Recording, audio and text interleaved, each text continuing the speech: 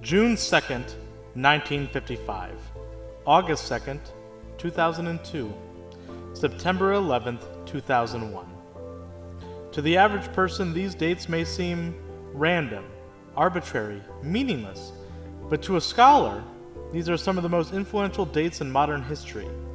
And with time, I believe they will prove themselves worthy of remembrance even centuries down the line. But sir, I hear you asking, what could possibly be so important about some inconsequential trivial date from September 2001? Well, my friend, maybe for far more reasons than you think. Good morning, my compatriots. My name is Benjamin Fairchild, and I am one of the world's foremost academics in the field of Dana Carvey's opus, The Master of Disguise.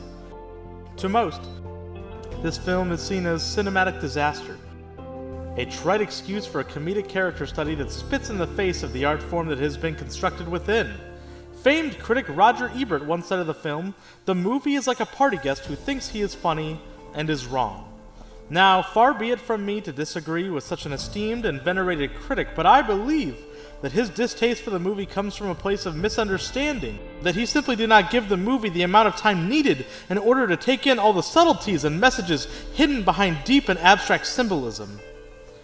Now I realize that what I just said might come off as a tad bit silly, especially when taking into account the movie that I'm referring to. But I can assure you that I am being 100% genuine. Once you peel back the crude and sometimes childish surface, there is a treasure hidden underneath. It's okay. I don't expect you to be convinced based purely on my admittedly outlandish statements. But my goal today is to sway your feelings, to show you all the truth, that The Master of Disguise is not only a good movie, but a deep and thought-provoking piece of cinematic art that just begs to be studied and analyzed for years to come. So if you will, please join me on this adventure of the mind. In April 2017, Professor Benjamin Fairchild gave an unforgettable lecture. He spoke of death, hope, and the 2002 movie, The Master of Disguise. He passed away 6 hours later due to a fatal heart attack he suffered while making love to his wife of 8 years. He was 29 years old. His last words were, "Who's your daddy?" Thought to be lost to time, this lecture was recently recovered from a student who had been recording the class in case she was ever tested on the information being presented. She was not. This audio is all that survives from Professor Fairchild's historic lecture. Masterpiece of Disguise. A deep dive into a cinematic opus.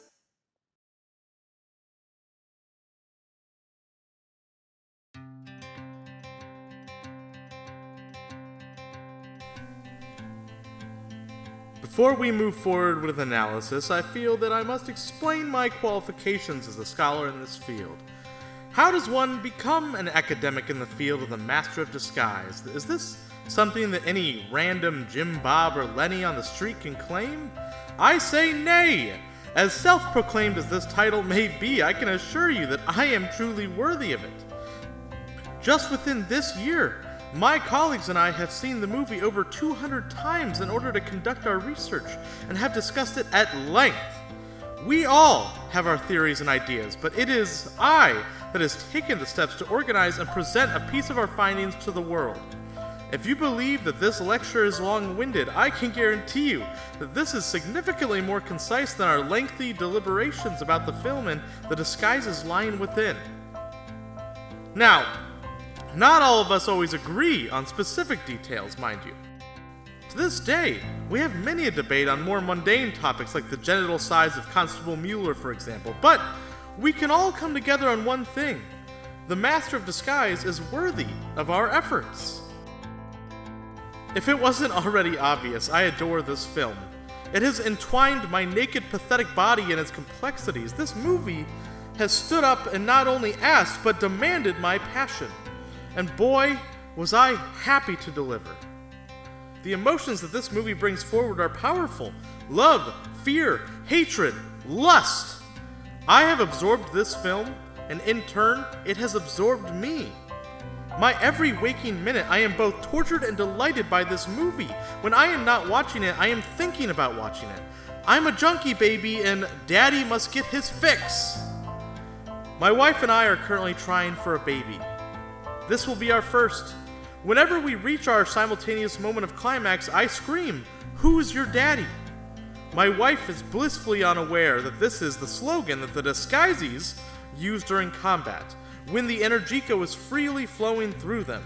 I hope, deep within myself, that Energica will thus flow through me and into my wife's womb. And if we ever are lucky enough to fertilize an egg, I hope that little Pistachio, or Jennifer, will grow to be strong with Energica pouring out of their spirit in excess. I was conceived in January 1987, when President Ronald Reagan was to undergo an important prostate surgery, and there was a lot of an unsure nature in the air. My parents, Robert and Louise Fairchild, they were opportunists, so they decided that they would get it in while they still could, purely out of respect for a potentially mourning nation. Unfortunately, Reagan survived. But 9 months later, in September 1987, I was evacuated from my mother's womb. I grew up a curious child, constantly aware of the changing world around me. My hometown of Newman, Illinois, sported a population of less than 800 people, and we were a very close-knit little community. In fact, I remember my neighbor growing up, Mrs. Ida Osmond, used to playfully throw household appliances at me whenever she would catch me snooping through her yard. Very close-knit indeed. Movies were never that important to me. The closest theater to us was the Savoy 16, located in Savoy, Illinois. They had opened in December 1990, and I'm told it was a rather big deal for the locals old enough to comprehend reading. This was a 40-minute drive in the old family Bronco, so a tad bit too excessive a trip for dear old Dad, so the theater-going experience was a rare treat indeed. The first time I ever saw The Master of Disguise, I was the impressionable age of 15. I was living the small-town life, grabbing a slice from Pizza Man, throwing darts at Corn Man, all the normal leisurely activities for a resident of good old Newman. The date? August 2nd, 2002. This date might sound familiar to those of you paying close attention. It was a Friday, and the gang of PJ Squeam and I were up to our normal debauchery, when PJ posits, "Hey, we should head up to Savoy and see something." "Like what?" I say. "I don't know, man. Anything," PJ replies. It is in this very moment that my childhood friend Squeam said something that would alter the course of not only my life, but of human history itself. Squeam sheepishly suggests, "What about that thing with the turtle guy?" I furrow my brows at him. "What turtle thing?" I bellow. "You know, that guy from Wayne's World did a movie where he's like a turtle or something." PJ and I locked eyes. Had Squeam finally lost it? He was speaking like a crazy person. Squeam must have noticed our skepticism, because after that he says, "I swear to God, guys, it's real. It's about a Masters of Disguise or something. I swear on my mother's grave." This changed the tone of conversation entirely. You see, Squeam's mother had only passed away not but 8 months prior, and the wound was still very much fresh in all of our minds. His mother was a loving and caring woman who took us all in no matter the situation. I had spent many a night sleeping on their sofa while my own parents were going through a rather turbulent divorce. Her homemade lasagna made from scratch was the stuff of legends. It took several days prep time, and you could taste the love she put into it with every bite. It was a blow to the morale of the entire community when her 1994 Honda Accord lost its ability to brake, and she suffered a long, slow death. Squeam, swearing on the freshly shoveled dirt covering his mother's casket, was cause for serious concern indeed. We decided to trust him and use the phone at PJ's to call for showtimes. Squeam was right. There was in fact a film titled The Master of Disguise. We were duly impressed, but still doubtful about it relating to any sort of turtle guy. PJ had very recently gotten his driver's license, so we borrowed his sister's car, and we were on our way to Savoy. Little did we know just how different we would all be on the car trip back. We drove to Savoy as boys and returned as men. The theater was crowded with people of all sorts. Old white men, young white men, old white women, and even young white women. All the core demographics you would find in rural Illinois. But the loud, crowded theater disappeared for me as soon as the projection began. I was transfixed. I could not believe what I was seeing. For the first time in my life, I was moved to tears by a work of art. Pure euphoria from start to finish. It was in that moment that I knew I was going to dedicate my life to this. So in short, yes, I am qualified to discuss The Master of Disguise at length with you today. And that's exactly what we're going to do.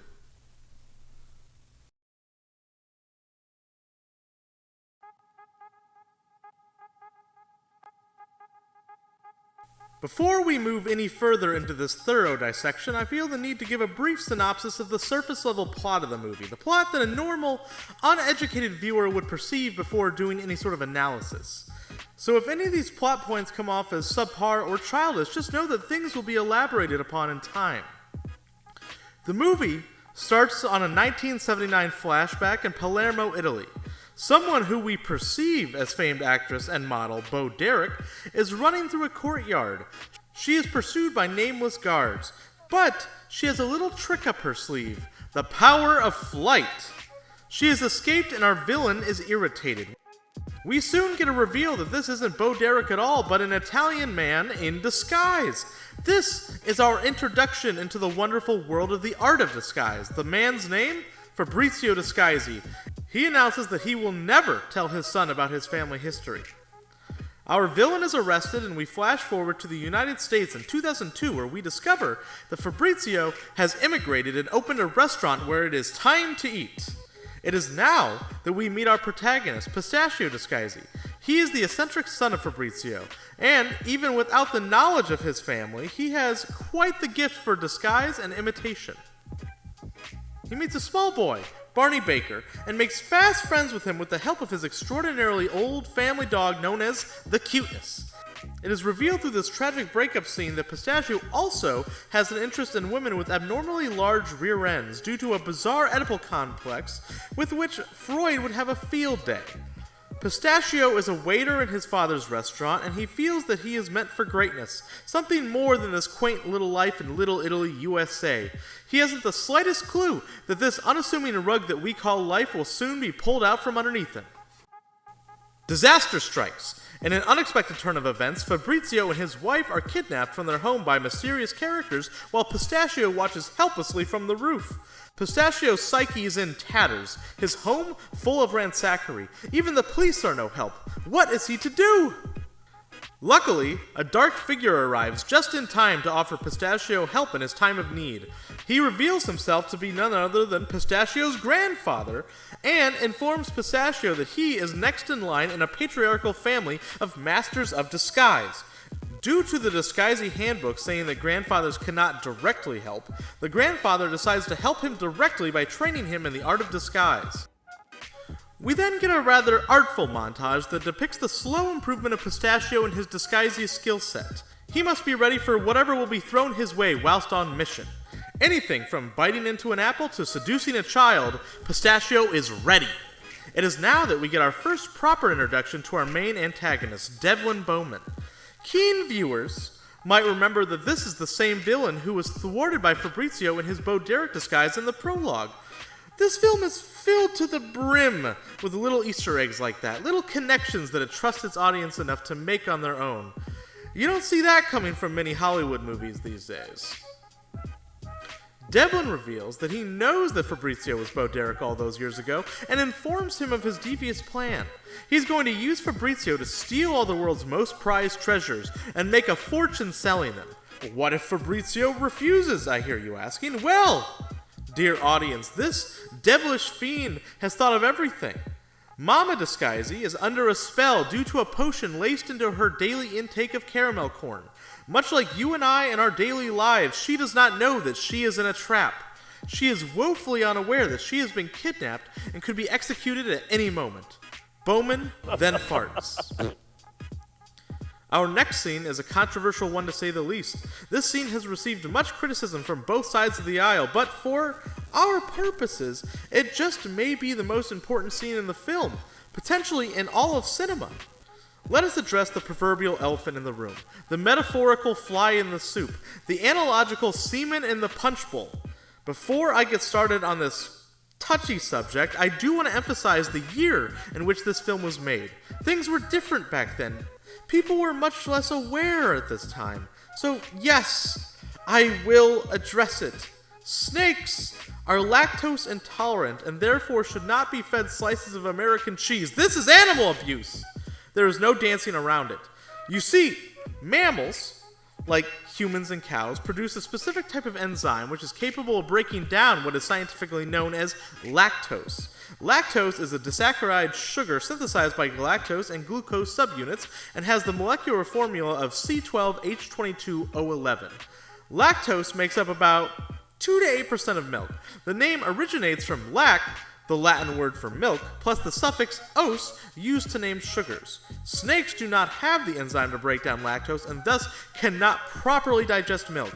Lactose intolerant humans also lack this enzyme. This means that yes, all snakes are lactose intolerant. Giving a snake an IBS attack aside, it's a gripping scene. We learn that the disguises can wield a force referred to here as energico, in order to not only look the part, but to become the part. The disguises they put on are not just merely an outfit and a silly voice, they are mystical transformations. You speak as they speak, walk as they walk, know as they know. You are who they are. Energico is the force that binds all disguises both from the past and the present. This will be incredibly important in the future points, so please make a mental note to remember this. Now it is time for Pistachio, as well as the audience, to learn self-defense. The disguises are artists of misconception. The visual and psychological manipulation that they use on a daily basis are great tools indeed, but sometimes, instead of a finely used scalpel, a craftsman must wield a heavy sledgehammer. This is where we learn what the disguise's allegorical sledgehammer is. A good old slap to the face. Pistachio attempts to learn on a robotic slapping dummy, but he is thwarted. It is disappointing to see our hero fail in such a way, but Rome was not built in a day. We then see Fabrizio do blackface and Devlin farts again. Pistachio has reached the level of 1.5 apprentice. This is level 1.5 out of 7,000. This means that it is time for him to hire an assistant.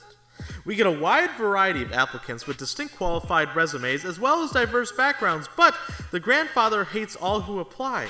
Just when we think that all is lost, we hear a very familiar sound coming from outside. It's little Barney Baker, but what's this? It's also Barney's mother, Jennifer Baker. Despite her humorously small rear end, she gets the job of assistant. Without training or even a real description of the job, Jennifer hits the ground running as Pistachio's assistant. The grandfather leaves and they dig through garbage for a while. They find a cigar from a very exclusive smoking lounge known as the Turtle Club. It is now that our protagonist and assistant must make a plan. One cannot simply walk into the Turtle Club. One must be allowed in. But this does not deter our man's spirits. He knows how to make himself into just the type of person that could just stroll in unnoticed. I ask you, my ever-adoring audience, are you man or are you turtle?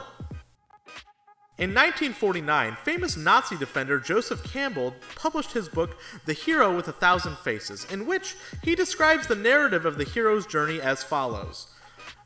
A hero ventures forth from the world of common day into a region of supernatural wonder. Fabulous forces are there encountered and a decisive victory is won. The hero comes back from this mysterious adventure with the power to bestow boons on his fellow man. Many scholars have been critical of Campbell's works and his ability to tone down the atrocities of the National Socialist Party, but I digress. Campbell describes 17 stages of the monomyth. In this particular moment, I wish to focus on the fourth stage, the crossing of the threshold. This is the point where the hero actively crosses into the field of adventure, leaving the known, comfortable limits of their world and venturing into an unknown and dangerous realm where the rules and limits are unknown to them. Ladies Fellas, all those who do not give a flying feather, I present to you Pistachio's own Crossing of the Threshold. The Turtle Club scene is remembered by most for a reason. It is the perfect vertical slice of all the best things this film has to offer. If someone is on the fence about this film, this scene will sway them to the side of the enlightened. Pistachio dons the disguise most commonly known as the Turtle Guy, and masterfully talks his way into the highly exclusive club. Him and Jennifer use their sleuthing skills to deduce that the cigar they found behind Fabrizio's restaurant belongs to a Devlin Bowman. The Turtle Guy eats a man's nose and breakdances his way into history. We have a quick scene where it becomes obvious that Pistachio is becoming romantically interested in his underling. What some may see as sexual harassment is in reality a beautiful scene depicting blooming romance. But alas, we learn that Jennifer is spoken for by a man who does not own a car. Governor Jesse Ventura trades some dolls for the Liberty Bell, and Bowman farts. We get a scene wherein Pistachio is tested. He comes face to face with the carless man known only as Trent. This man, adorned in his tight blue sweater, represents a trial for Pistachio to overcome. We very quickly learn that this Trent isn't the nice, sweet guy that we see on the surface, but is instead a devil adorned in sheep's wool. He has nothing but hatred and contempt for little Barney Baker. He physically assaults our hero, knowing that he will do nothing to retaliate because he can do nothing to retaliate. Pistachio is embarrassed, saved only by the reappearance of Jennifer. This scene makes for a great contrast for a later occurrence that will show off just how much our protagonist changes throughout the film. Back to work for the stupendous duo. Jennifer contributes by researching Bowman online and discovering his treacherous plans, and Pistachio helps by getting sexually harassed by a robot. Both equally as important as the other. Jennifer hopes to make contact with Bowman at a local antique show, so off they go! Pistachio uses the power of Energico to become a woman named Gammy Numnums, and Jennifer taps into a little Energico herself to become Barbara. The chase is on. How long will it take the pair to find and locate the famed criminal Devlin Bowman? Surely this will take a lot of hard work and dedication to track him down. Devlin immediately walks up to them and invites Jennifer to a party at his house. Genius-level detective work has paid off yet again. After Jennifer learns that the fine print of her job description involves her being used as an escort for known criminals, Pistachio dresses up like Al Pacino in Scarface and calls himself Mr. Peru. Jennifer does some snooping and discovers some incriminating photos proving that Bowman is using Fabrizio to steal rare objects. Bowman finds her and behaves quite inappropriately towards her. Meanwhile, Mr. Peru creates a buzz at the party, and Bowman cannot allow for any fun at his party, so he sends his henchmen after him. The chase is on. Mr. Peru turns into Robert Shaw from Jaws, who then turns into a pile of cow dung, who then turns into a rather offensive portrayal of a homosexual, who then turns into a pseudo-James Bond type, all to save Jennifer from being sexually assaulted by the nefarious Devlin Bowman. Jennifer and Terry Suave leave unharmed, but they are followed. This brings us to another very important scene that takes place in a dive bar. In a case of downright genius-level character writing, this scene is essential for both the character arcs for not only Pistachio, but Jennifer as well. It is here that we learn that the malevolent Trent has been cheating on Jennifer with the same woman who broke things off with Pistachio not even an hour of runtime ago. Coincidence? I'll leave that for you to ponder. Pistachio finally reaches a euphoric moment where he is able to let the Energico flow through him and gives Trent a proper slapping. This new ascended Pistachio makes for a vibrant contrast with the pathetic Pistachio from scenes earlier. He has reached his character peak. He is a master of disguise. But what of Jennifer? She gets a lot less focus in the scene, but her character transformation is just as profound as the one we see from Pistachio, if not even more so. You see, Jennifer here is going through a very subtle yet important development. Her entire world is turned upside down in an instant when she realizes that her loving boyfriend, Trent, not only does not have a car, but does not have a heart either. She was manipulated by this blue-sweatered man. She is devastated, but A second revelation occurs. In this moment of mind-opening realization, it occurs to her that she has been subconsciously growing to appreciate her boss, Pistachio. What started as an empathetic respect for his goals of saving his mama and his papa has grown like a vine through the inner recesses of her brain and even down to her heart. What? No, she thinks to herself. I cannot be falling in love with this goof. I only date respectable men who smoke cigars and men adorned in tight blue sweaters. She had built up an idea of her ideal partner in her mind. Pistachio did not fit this mold, so she simply brushed any romantic feelings off her shoulder like it was nothing.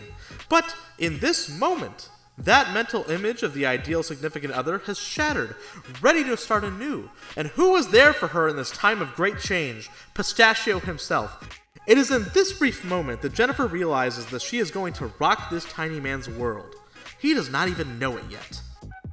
Fabrizio dresses as Jessica Simpson to steal the lunar module, and Bowman farts.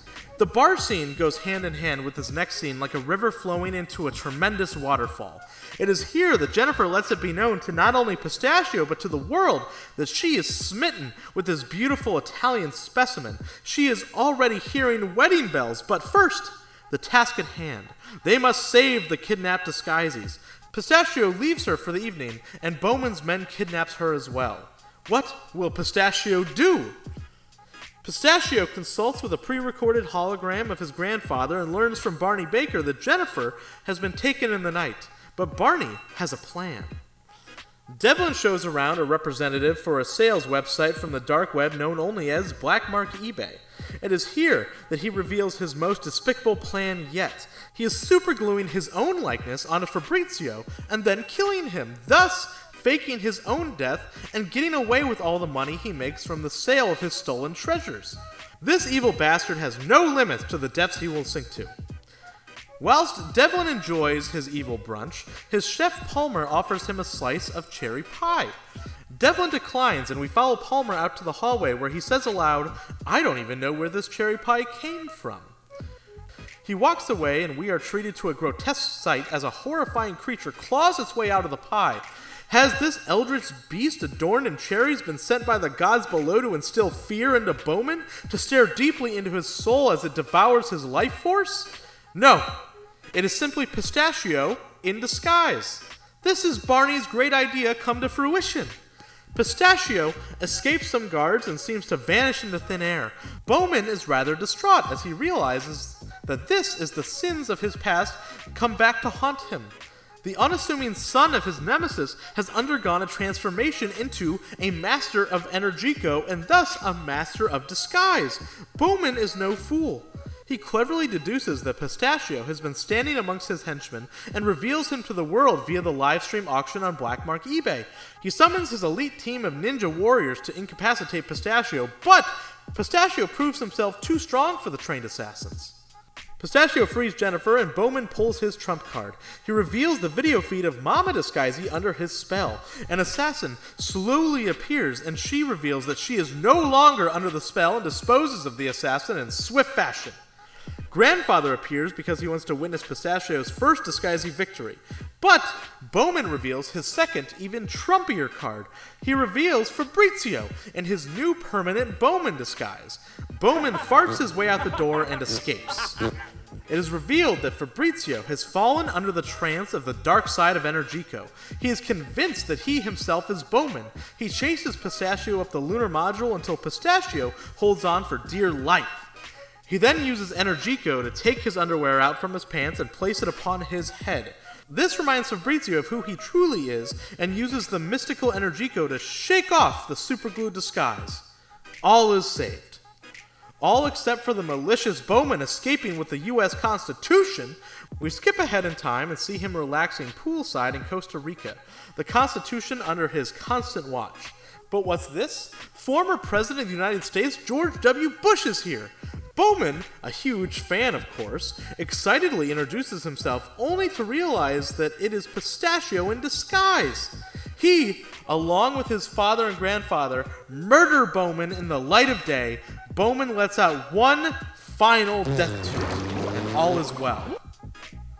The film continues on for another 9 minutes in the form of credits, but these are not just your normal everyday credits. These are a fun-filled romp of excitement and extra goodies. We see glimpses of deleted scenes and characters, but also visions of Jennifer and Pistachio's wedding. We see many wonderful bits and pieces thrown in like wonderful sweets for the audience to enjoy, like many little cherries being placed in the cannoli that is the main film.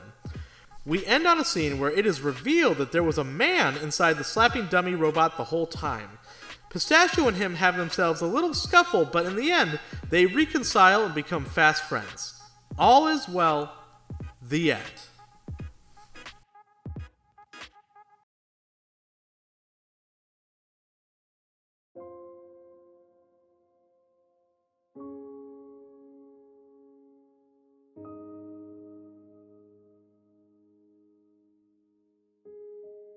Before moving forward, there's a rather itching topic that I feel needs addressed. Many people across the internet know this movie for two things. One, the turtle guy, and two, the turtle scene was filmed on the morning of September 11th, 2001. For those of you who are not history buffs, September 11th, 2001 is infamous for a large-scale terrorist attack that occurred on American soil. It was a significant event that shaped American culture in many drastic ways and boasts a body count in the thousands. It was also the same morning that Dana Carvey and company were filming the iconic turtle scene. When news of the attack reached the set, a moment of silence was held, and then filming commenced. This story has reached memetic status and has spread far and wide across the interweb as a whole. Many able to find a dark sort of humor in the contrasting events happening simultaneously.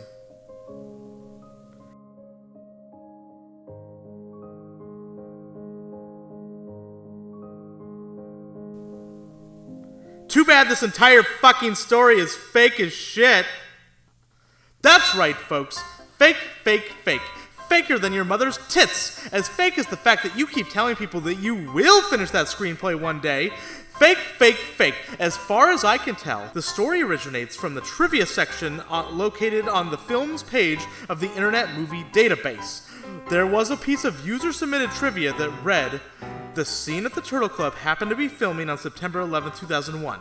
When word of the terrorist attacks reached the set, the cast and crew observed a moment of silence. As of my writing this, the original post has been removed and replaced with an updated bit explaining the false nature of the original submission." Brian Feldman once published an article on the Defector website titled, "At the Turtle Club in the Shadow of 9/11. In this article, Feldman does a deep dive into the validity of this internet urban legend, even going as far as interviewing the director himself, Mr. Perry Andelin Blake. In the article, Blake recounts that on the day of the attacks, he was set to do a pre-production tech scout with other members of the film crew. This was a couple weeks before production began, and the tech started early in the morning. Blake said of the wild rumors surrounding his sole directorial effort, "We were going to start at 7 a.m., which is about 10 a.m. New York time. So at 6, we were all in our cars, basically. I'm driving along, listening to some NPR or some other news channel in the morning, and all of a sudden, I start to hear about this. As I'm driving, I can see other people in their cars crying. People just looking at each other and nodding like, what's going on? Needless to say, that day's scouting trip was postponed, and everyone went home for the day." I do highly recommend reading the entirety of Feldman's article. He has done some wonderful research, and I even left out some juicy bits for you to discover and learn on your own. I know, it can sometimes be difficult to rearrange one's worldview when given new and contradictory information, but I plead that you remain open-minded on this. If it is any solace, the internet myth is not entirely untrue. The production for the film began several weeks later and started with the legendary Turtle Club sequence. Before filming officially began for the day, Perry Blake did give a heartfelt and inspiring speech to cast and crew, followed by a moment of silence out of respect. And Dana was, in fact, in full makeup for this sorrowful moment. It was just not on the actual day of the attacks themselves. I'm truly sorry for those of you that held the connection between the Turtle Club and September 11th attacks in close regard. I too was saddened to learn that the film held less pop culture significance than I thought previously, but the truth is what's really important. As a scholar who takes it upon himself to ingest any and all Master of Disguise content that I can possibly find, it pains me whenever a new potential colleague parrots this unsubstantiated garbage to the masses. What may come off as a humorous little anecdote is in fact just the furthering spread of misinformation. The reason I am so fervent about this particular subject is that it simply hangs like a cloud over all possibilities for erudite conversation when this film is brought up in social settings. It acts as a barrier to true enlightened discussion. I could not tell you the amount of parties and fancy dinners I've attended that have been ruined by troglodytes who bring up the September 11th falsities when I try in earnest to educate them about the Master of Disguise. Their ignorance forces my hand, and we just end up in a screaming match, and for some reason it is always I that is forced to leave, and not the dull-witted buffoon who tried to present this chicanery for all to see. I wish to apologize to the more sophisticated members of my audience today that already knew these things. To you, this all must seem very redundant, but I can assure you that the ignorant masses needed to be informed. It is for these reasons that I feel that I must set the record straight.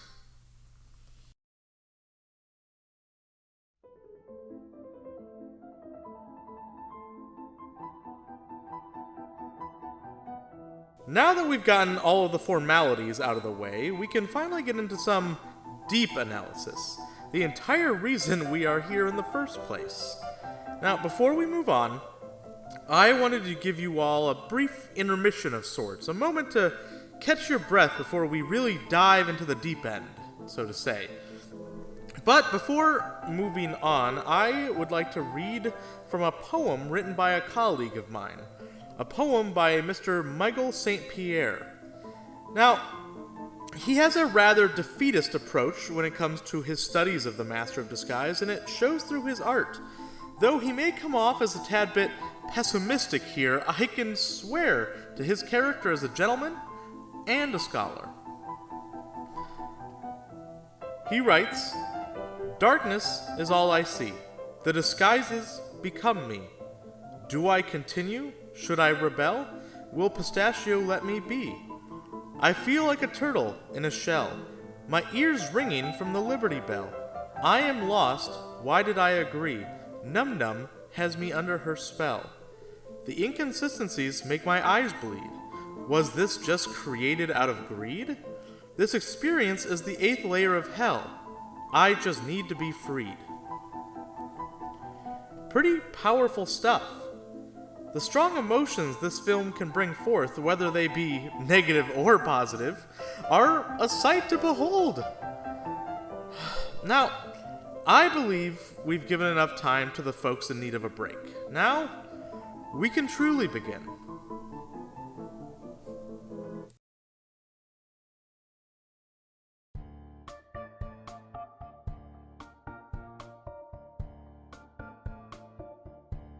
I wanted to start this analysis with something tangible, something that doesn't require too much stretching of one's imagination in order to understand it, so we will begin with the Cuteness.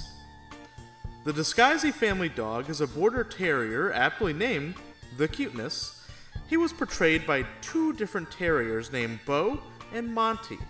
The Cuteness has been a beloved member of the Disguisey family for 23 years, but he never lets his age get in the way of his day-to-day activities. Whether it be skateboarding or reading a good book, the Cuteness can do it all. But there's something amiss here. Something off that just doesn't quite sit right.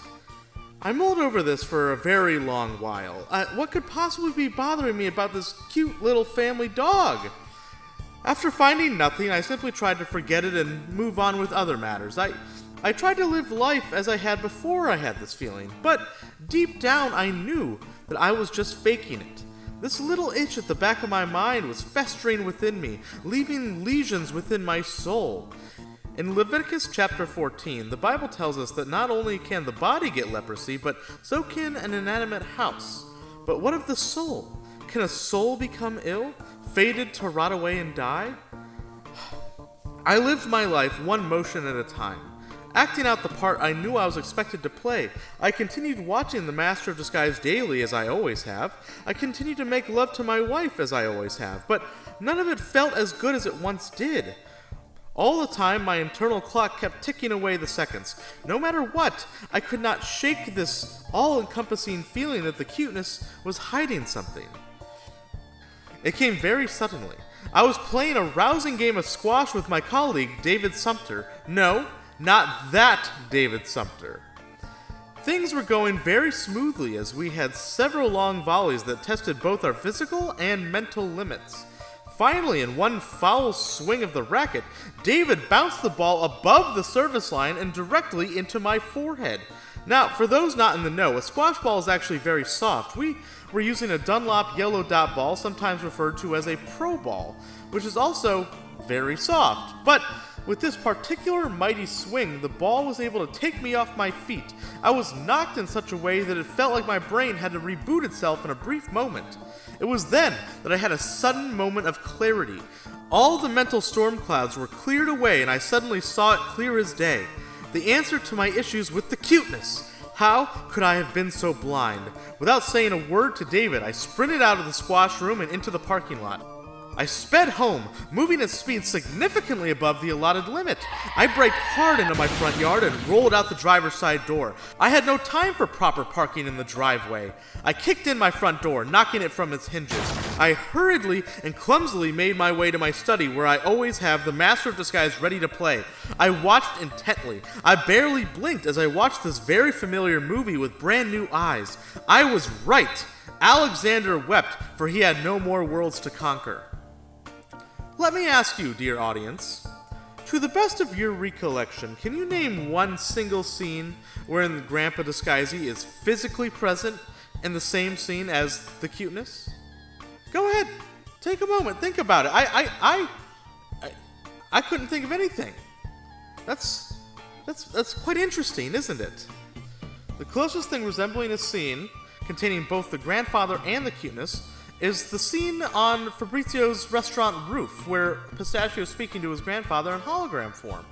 And yes, the cuteness does happen to be there. Well, damn, I guess my question has been answered. But wait! This particular grandfather hologram is pre-recorded. Now, I ask you this question to put you in the right mindset for the revelation I am about to bestow onto you. This may take a moment to accept as reality, but please stay open-minded whilst I explain myself. The reason for the lack of interaction between Grandpa Disguisey and the cuteness is that they are the same shared being. The cuteness is the grandfather, and the grandfather is the cuteness. Grandpa Disguisey has used the power of Energico to become the family dog. Again, I realize this may sound ridiculous, but please keep listening, dear audience, and I will prove to you that this is the case. First, let's talk about motivation. The why in the Disguisey mantra, who, why, where, how. Fabrizio has made the decision to not tell his son about his lineage, and the grandfather does not approve of this one bit. He pleads with Fabrizio to tell the child about his abilities before it starts manifesting in other non-conventional ways. Fabrizio is steadfast and forbids the grandfather from seeing Pistachio, so what is he to do? He must protect his family at all costs. He uses the Energico to transform himself into a very cute little puppy and starts living in the alley behind Fabrizio's restaurant. Eventually, the family brings him in, and he is able to live amongst them for over 2 decades, acting as the watchful eye in case anything were to ever go wrong. Things remained peaceful for 23 years until Bowman made his move. He kidnapped Fabrizio and Mama Disguisey from their home, and the grandfather, the cuteness, takes chase to the vehicle. He soon realizes that this is strictly forbidden in the Disguisey handbook, and that Pistachio must do it. He returns to the Disguisey home, finally human again, and begins the training process. You will notice a distinct lack of the cuteness in this section of the movie. In fact, he doesn't physically appear in the film until we see him skateboarding with Barney in the Trent scene. He is mentioned once by the grandfather. Right before he leaves, he mentions that Bowman has kidnapped Pistachio's mother, father, and the cuteness. But we as an audience know that this is false. The Cuteness was not kidnapped, he simply chased after Bowman's car. One more very big hint at the fact is this scene in the park. Jennifer is naysaying the brilliant plan that Pistachio has laid out. Apparently, she is too proud to be used as an escort for a known criminal, saying it wasn't in the job description. Well, Grandpa Disguisey knows better. He nudges the book towards Pistachio and he opens it to page 52, where the scary monsters say that this is, in fact, part of Jennifer's job. The day is saved. I can tell that you are still not convinced. You think that this is just a wild conspiracy thought up by a raving lunatic who obviously suffered a concussion on the squash court that day. All these pieces of evidence are just coincidental. The filmmakers obviously didn't actually have something so insane in mind while filming the movie. That would be crazy, right? Well, allow me to direct you to the deleted scene section of the DVD menu. The deleted scene that should be navigated to is simply titled The Cuteness. Once you press play, the turtle guy will greet you and state in a no-nonsense way that, yes, the grandfather was the Cuteness the entire time. In case you were wondering what happened to the grandfather in the middle of the movie, guess what? He was the Cuteness the whole time. And then the scene plays and we see with our eyes and hear with our ears that yes, it was originally scripted that the grandfather would reveal himself to have been the Cuteness the entire time. They even filmed the whole movie with this in mind, and according to the director's commentary also found on the DVD, they only decided to remove it in the editing process. You see that? I'm not sounding too crazy anymore, am I? I hope this got your brains moving a little bit. I like starting with this as a bit of a mental warm-up, something to put you all in the correct mindset, because the next couple chapters can get a tad bit abstract. Let's dive in, shall we?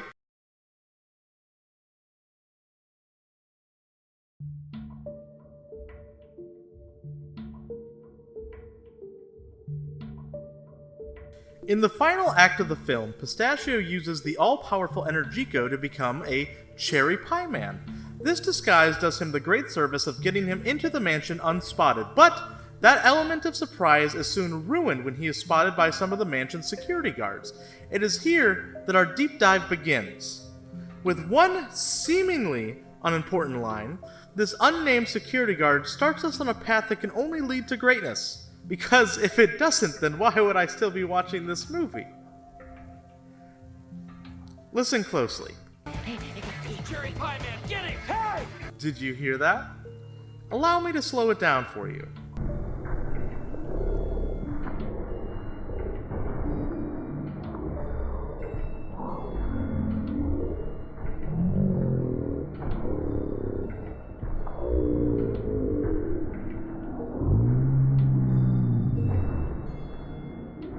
He exclaims, "It's Cherry Pie Man!" Not "it's a Cherry Pie Man," just Cherry Pie Man. Sounds a wee bit too familiar, eh? Kinda sounds like this particular guard might just have been familiar with the Cherry Pie Man in question before this very moment. It's also very interesting that he immediately jumps to the conclusion that this monstrous creature is in fact made of cherries. I certainly know that if I ran into this being randomly in the street, that my first thought would not be, "Oh, it's Cherry Pie Man." No, my reaction would be much more akin to, "Holy shit, what in God's holy name is that demon doing here? I need to run and pray to everything that is holy, because obviously the rapture is upon us and I have been left behind to suffer through Lucifer's reign over this realm." Or at least something along those lines. So, what could possibly explain this man's familiarity with this Cherry Pie Man? The term cryptid was coined in 1983 by cryptozoologist J.E. Wall in the summer issue of the International Society of Cryptozoology newsletter. The Merriam-Webster Dictionary defines cryptid as an animal such as Sasquatch or the Loch Ness Monster that has been claimed to exist but never proven to exist. These cryptids have fascinated people literally since the beginning of human socialization. We've always regaled each other with stories of fantastical beasts and creatures beyond natural comprehension. It is in this world of cryptozoology that we find our answer. It is the theory of this scholar that within the world of the Master of Disguise, the Cherry Pie Man is a known cryptid. A cryptid that not only has been spotted the world over, but has specifically been terrorizing the grounds of Devlin Bowman's mansion. The security guards under Bowman's employ have been haunted by appearances of this creature for the past few years, and it has become much more than just a fanciful fairy tale. No, to them, it is all too real. Now, Benjamin, I hear you asking in a condescending manner, that sounds absolutely ridiculous. That makes no sense. A cherry pie monster terrorizing security guards? You're out of touch with reality. Am I, white man? Am I? Or am I so in touch that I'm operating on a level beyond normal human ability? Is it possible that you're the one who's out of touch, unable to comprehend anything that forces you to ponder the world that exists outside that little bubble of yours? Anything that doesn't fit into that little mental box you've constructed for yourself so that you can comfortably sleep at night? You're childish. Listen, I am sorry. All that I ask is that you be open-minded and maybe, just maybe, you will expand your worldview today. It may seem a little far-fetched, but the cherry imagery is constant throughout the film. Please allow me to show you. Early in the film, we have the scene in which the Disguisey parents are captured by Bowman's henchmen. What is it that Mama Disguisey places in her cannoli for her heartbroken son? A cherry. What kind of tree is it that the Disguiseys saved from that bastard George Washington? A cherry tree. What does Pistachio use to do away with Bowman's security at the mansion? Cherries! The continued cherry imagery cannot be ignored. You see, dear audience, cherries are very important in the use of Energico. This is something that would not be obvious to someone who is only familiar with the film on a surface level. For this, we will have to delve deep into the recesses of the DVD menu. Specifically, we return to the deleted and alternate scenes section. If you have the DVD at home and want to do some extra research after this lecture, just navigate your way to the Special Features tab, then it should be there plain as day for you. We will now be discussing the deleted scene titled The Hallway Chase. Now, as you saw before each deleted scene is played, we get a very informative introduction from the turtle guy himself, along with help from his butler, Mortimer.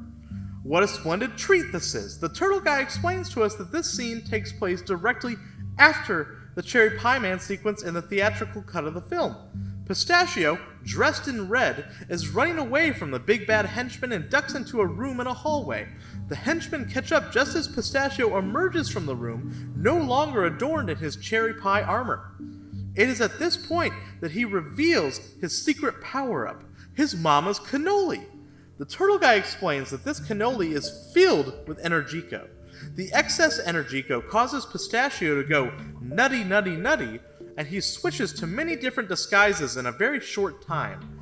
Now, why would this particular cannoli be filled with Energico, as opposed to any other cannoli having none? Well, may I direct your attention to an observation I made not but 3 paragraphs ago. The last thing that Mama Disguisey does before getting kidnapped is place a cherry into said cannoli. It is from this that we can assume that cherries contain an inherent surplus of Energico that can give a temporary boost to those that can already wield the awe-inspiring power that it provides. This will be very important later on, so keep that in mind. So, in what way is the existence of a cherry pie cryptid impactful to the world of the movie? How does this affect the Disguisey family, or even the film as a whole? Well, this brings us directly into our next chapter, so follow along with me.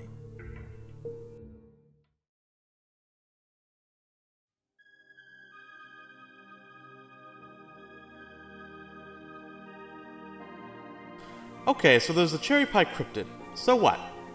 Well, my dear audience, let me answer your question with a question. Why did Pistachio disguise himself as a cherry pie in the first place? How could he possibly know about the existence of the Cherry Pie Man?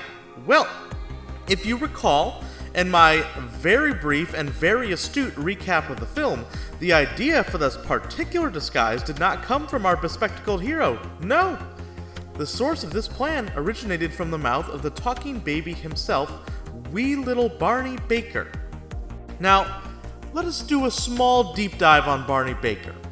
He is the 7-year-old son of Jennifer Baker, an eventual stepson to Pistachio Disguisey.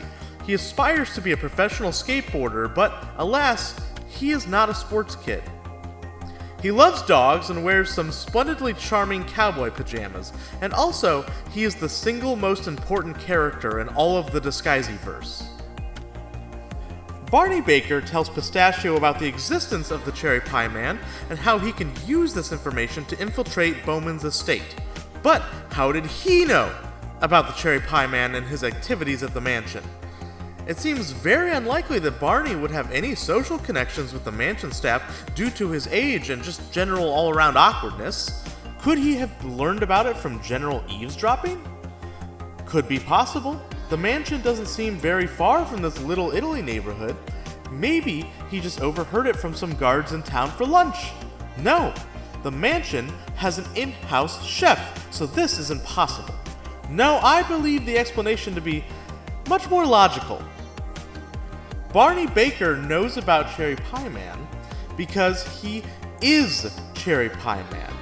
Much like a werewolf, Barney Baker undergoes a transformation to become a cherry pie monster from time to time. He is embarrassed by this fact, so he has kept it secret for years, but no matter what, he wakes up in a stupor. Now, what triggers these transformations? Why cherry pie? Who is Barney's father? Follow me down the rabbit hole, and I'll clue you in. In the scene at the antique show, we learn that the Disguisey nest in a box was constructed in 12th century Tuscany. Using this information, we can assume that this is the beginning of the Disguiseys as an organized force. They very much existed as wielders of Energico long before this. We see this in the credits clip of a caveman Disguisey attempting to use Energico to trick a fierce dinosaur, but they did not become the masters of disguise until the 12th century. Ancient Disguisey theorists believe that this marked a major turning point in the timeline. As we have already established, cherries are an important tool in the Disguisey arsenal.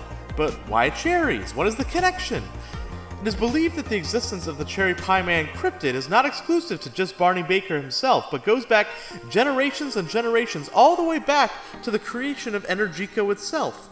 You see, Energico was created in the Big Bang at the beginning of the known ever-expanding universe, but this invisible force that helps people and objects disguise themselves did not hold much purpose by itself, floating through the nethers of space. Like a bullet without a hammer, it was useless. For billions and billions of years, the Energico traveled through space, swimming through a sea of black nothingness, knowing nothing but itself and the cosmos.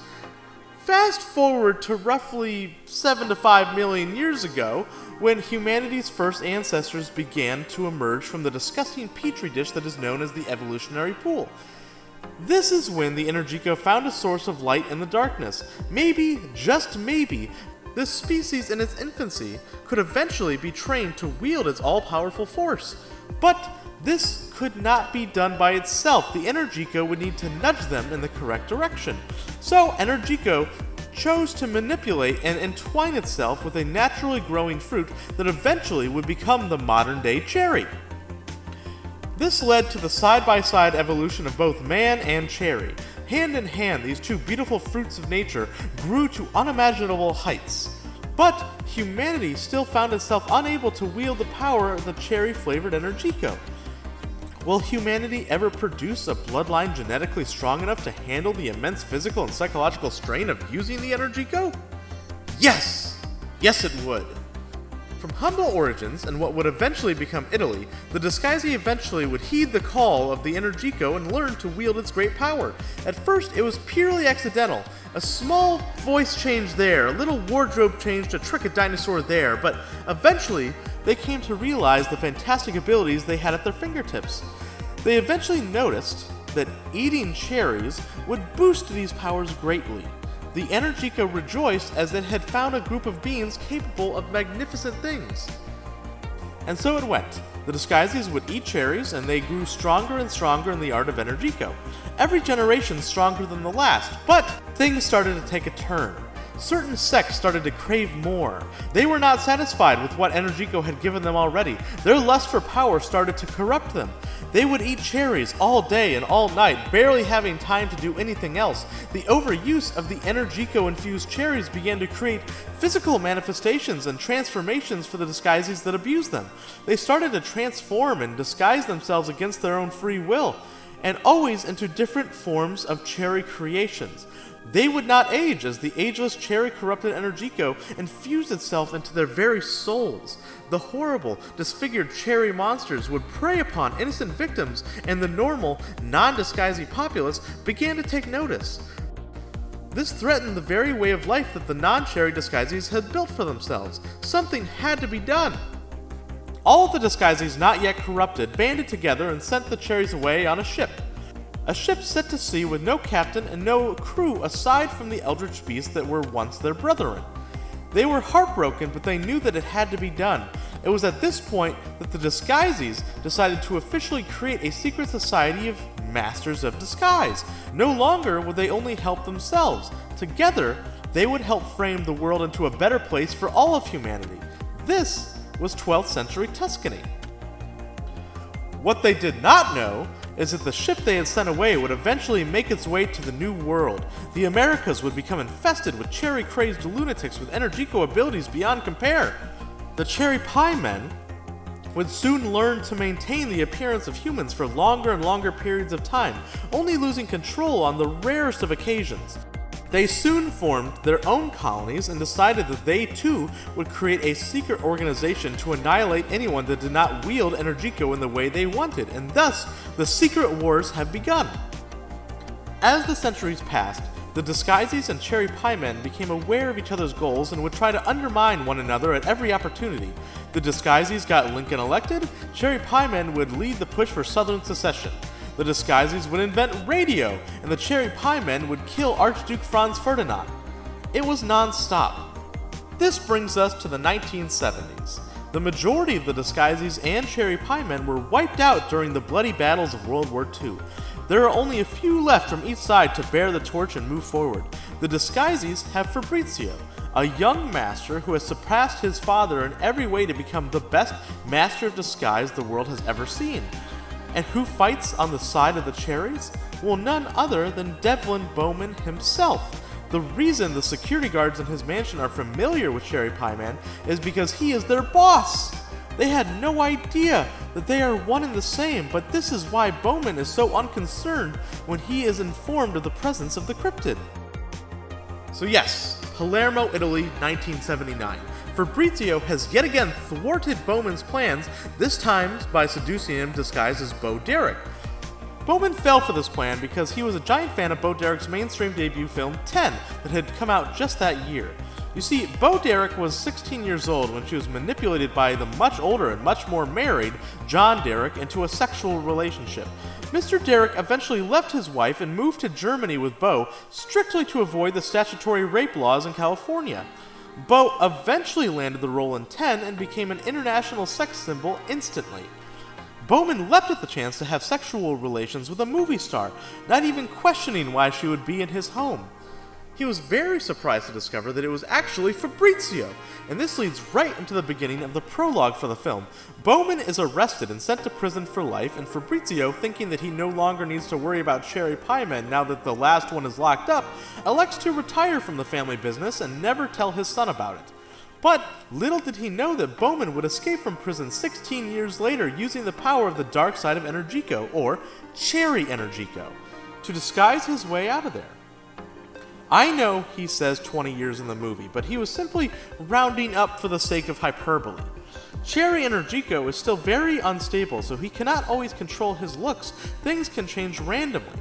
Whilst still in disguise, he moves to America, where he starts to rebuild his empire from the ground up. After rebuilding his career in the black market trade, he meets a woman, a beautiful woman. He spends lavishly on her and takes her to the Turtle Club on many occasions. Eventually, he impregnates this woman and abandons her as he is evil and does not want to raise the child. He calls upon the Cherry Energico to change his appearance again, and he leaves her forever. This woman? Miss Jennifer Baker. The child? Barney Baker. That's why Barney Baker is a Cherry Pie Man. That's why Jennifer knew about the Turtle Club cigars. That's why Barney being raised by his new disguisey stepfather has brought about the end of the centuries-long disguisey Cherry Pie Man War. Boom, baby. Everything makes sense. Everything can be explained. This movie has no plot holes. It is genius-level writing.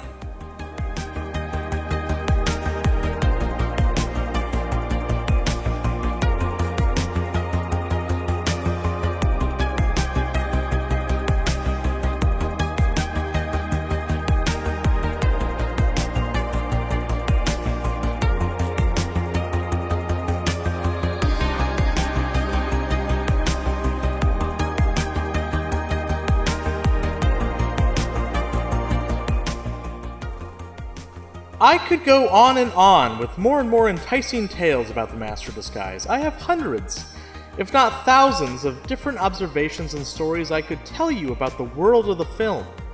I know every frame of this movie as if it were a close friend. I believe that there is no limit to the things this movie has to teach us. And if there is a limit, I have yet to meet a man or woman who has reached it. The Master of Disguise is simply the most important piece of art ever to have been created by mortals. It exists on infinite levels, and it works on all of them. What you may have seen as simply another stupid comedy movie is in reality deeper than you could ever know. My goal with this brief lecture was not to explain everything there is to know about this movie. No, that would take years to fully explain, decades even. No, I simply wanted to open your eyes to the possibilities. These are all things I came to understand within my first few months of watching the movie. Not quite entry level, but definitely not at the level of a learned expert in the field. I would love for you all to give this film a real effort. Look past the thin veneer of its Happy Madison facade. Gaze into the ocean of knowledge that lies in wait for you to come along and disturb it. In Douglas Adams' Restaurant at the End of the Universe, there is a machine called the Total Perspective Vortex. It's a machine that extrapolates the entirety of the universe from a simple piece of cake. When someone steps inside the machine, they are given full comprehension of the entire scale of the universe, and they are immediately driven to insanity. In his words, she saw in one instant the infinity of creation, and herself in relation to it. The shock completely annihilated her brain. If life is going to exist in a universe of this size, then the one thing it cannot afford to have is a sense of proportion. If I simply told you the scale of the universe that exists within the Master of Disguise, your mind would attempt to comprehend it and simply snap. You would never exist as the same person you were before having that knowledge.